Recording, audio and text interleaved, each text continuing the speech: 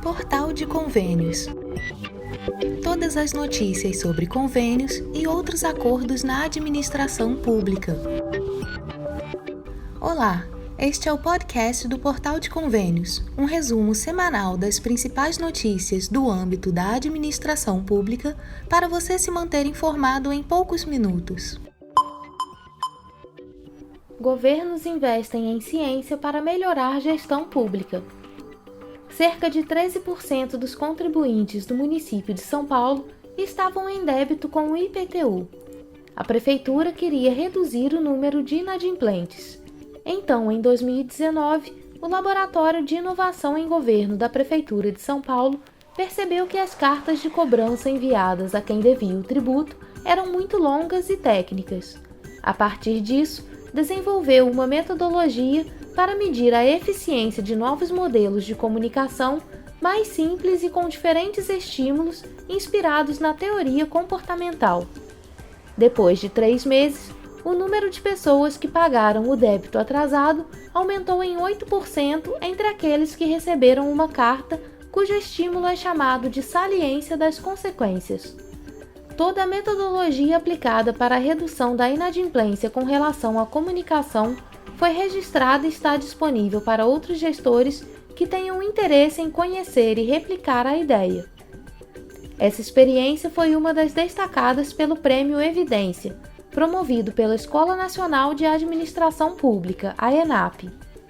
Além da experiência paulistana, a iniciativa da ENAP também recebeu outras 52 inscrições.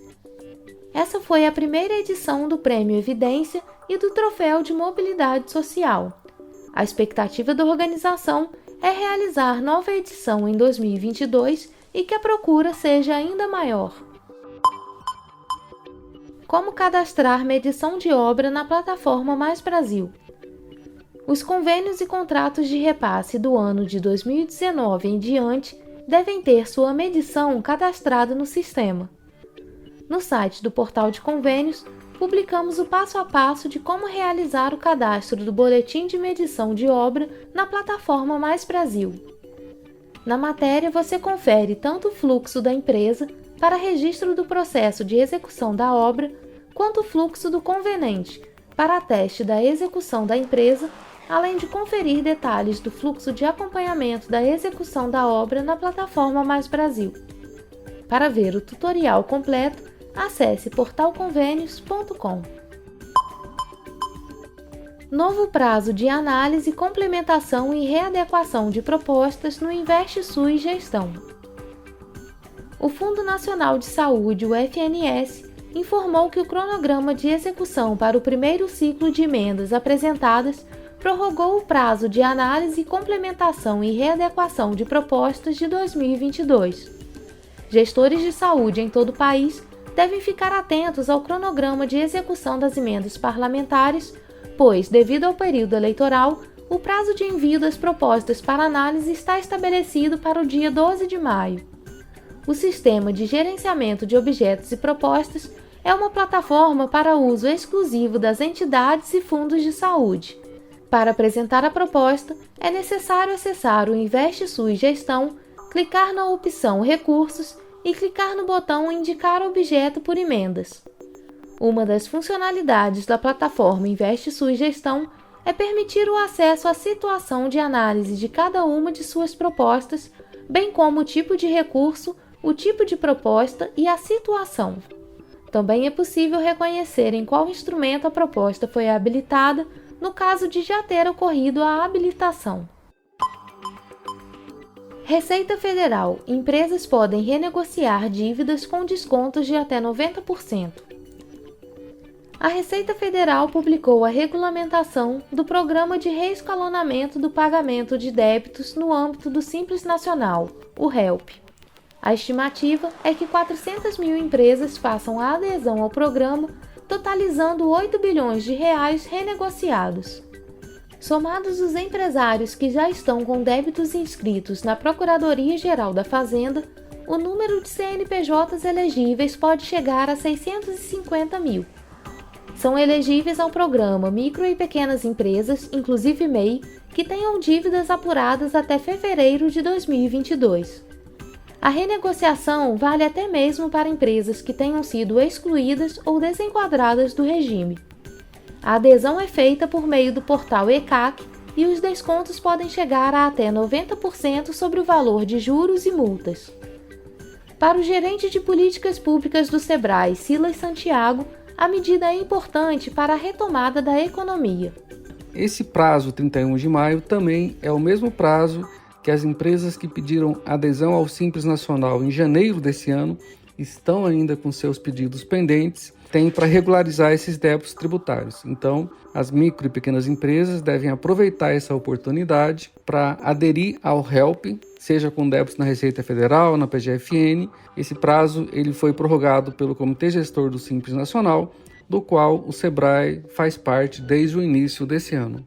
O reescalonamento das dívidas foi possível a partir da aprovação da Lei Complementar 193 de 2022, sancionada em março. Para o deputado Vitor Lippe, do PSDB de São Paulo, a medida é fundamental para salvar as empresas que sofreram muitas perdas com a pandemia da Covid-19. Então, socorrer as micro e pequenas empresas é socorrer os empregos do Brasil, é dar uma possibilidade dessas empresas continuarem trabalhando até que a gente tenha um ambiente econômico melhor. Então, quero aqui dizer que essa medida, o HELP, esse refinanciamento é essencial nesse momento difícil para que o Brasil passe. Para renegociar, o empresário precisa acessar o portal do ECAC no site da Receita Federal e fazer o login, que pode ser feito por meio do eGov. Na opção Pagamentos e Parcelamentos, deve então selecionar Parcelar dívidas do SN pela LC 193/2022 HELP ou Parcelar dívidas do MEI pela LC 193/2022 HELP. É preciso fazer isso até o dia 31 de maio. Leilões para concessão de iluminação pública já superam R$ 1 bilhão. Os leilões de concessão de parques de iluminação pública por meio de parcerias público-privadas, realizados desde 2020, já garantiram mais de R$ 1 bilhão em investimentos para modernização e expansão dos serviços. Os certames envolveram 13 cidades das regiões Norte, Nordeste, Sul e Sudeste do país. O secretário de Fomento e Parcerias com o Setor Privado do Ministério do Desenvolvimento Regional, Fernando Diniz, destaca a importância de atrair recursos privados para projetos de desenvolvimento regional.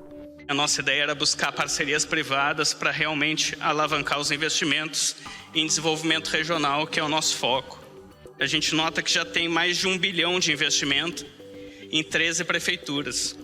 As pessoas ganham aí com qualidade de vida, segurança, turismo, ganha muito, comércio e também a valorização dos imóveis.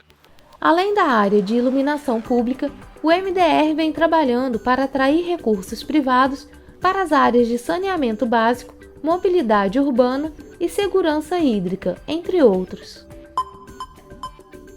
Presidente Bolsonaro veta integralmente a nova Lei Aldir Blanc. O presidente Jair Bolsonaro vetou integralmente a nova Lei Aldir Blanc. A decisão foi publicada na edição de 5 de maio do Diário Oficial da União.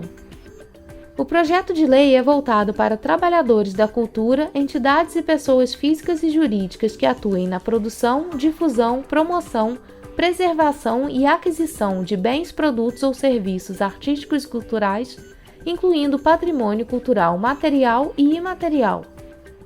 Ao todo, 17 grupos de atividades culturais seriam contemplados.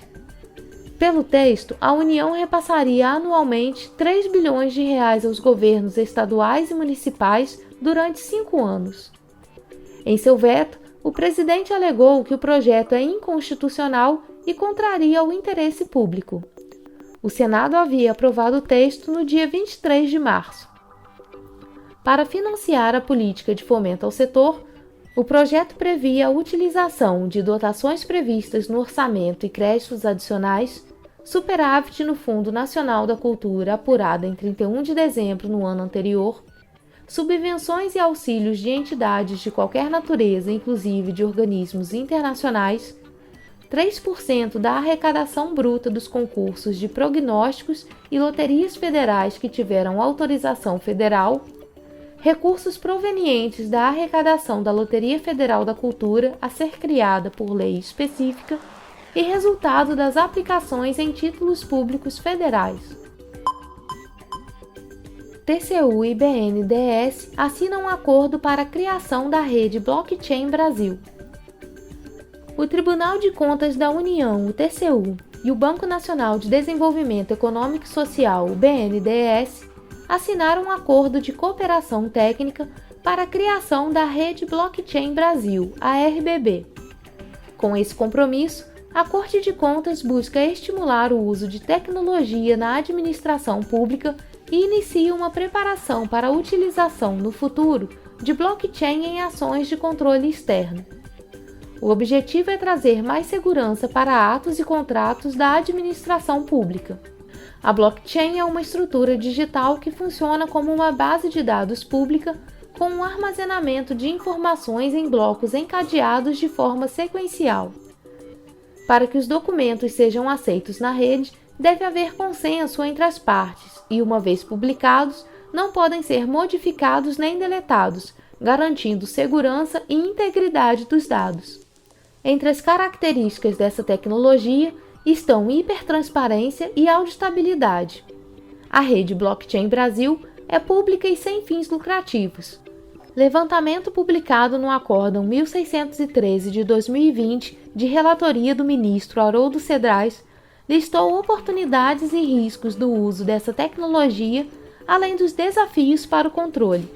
A hiperconexão do governo, o combate à fraude e à corrupção e a otimização dos serviços digitais prestados ao cidadão são alguns dos benefícios proporcionados pelo uso da tecnologia. Os órgãos da administração pública e instituições privadas de interesse público podem participar da rede Blockchain Brasil com o intuito de criar, fortalecer e manter o ecossistema de inovação voltado a essa tecnologia. Para isso, é preciso apresentar termo de adesão que será avaliado pela equipe de governança do projeto, formada por membros do TCU e do BNDES. A partir da formalização, serão abertas portas para que esses parceiros possam usufruir dessa infraestrutura comum e, assim, possam trazer benefícios para o interesse público. Você ouviu mais um podcast do Portal de Convênios, te atualizando sobre projetos, prazos e ações em administração pública. Continue se informando em nosso site portalconvenios.com. Até a próxima!